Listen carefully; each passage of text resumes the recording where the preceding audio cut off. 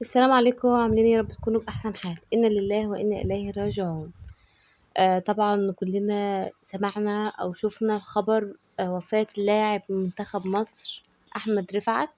الشاب اللي عنده 30 سنة توفى النهاردة. طبعا كلنا شفنا إنه وقع من 11 يوم أو من كام يوم كده.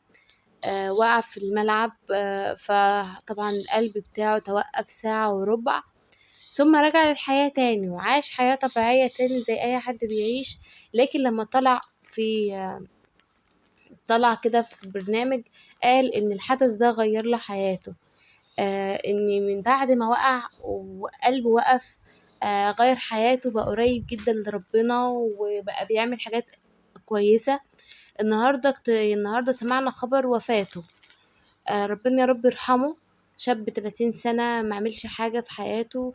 إنا لله وإنا إليه راجعون. ربنا يا رب يصبر أهله ويصبر ذويه يا رب. وإنا لله وإنا إليه راجعون. أنا بس عايزة أقول حاجة واحدة، إن أنت ممكن حاجة تحصل لك في حياتك تعديها عادي كده، إن أنت تعبت وقلبك وقف ساعة وربع، عادي ما فيهاش أي مشكلة. لكن في ناس تانية ممكن تاخدها إن أنا في أي لحظة ممكن أموت. أي لحظة لازم الإنسان يعمل لآخرته. فأحمد رفعت لما حصل له الأزمة الأخيرة إن وقع في الملعب وطبعا قعد ساعة وربع قلبه واقف واقف واقف خالص، فرجع تاني للحياة، فغير له حياته. أحمد رفعت كل الناس زعلانة عشانه. شاب، يعني أي حد ممكن يزعل أي شاب توفى. إنا لله وإنا إليه راجعون. ربنا يا رب يرحمه برحمته، ويجعل تعبه في ميزان حسناته. يجعل تعبه في ميزان حسناته يا رب. وإنا لله وإنا إليه راجعون.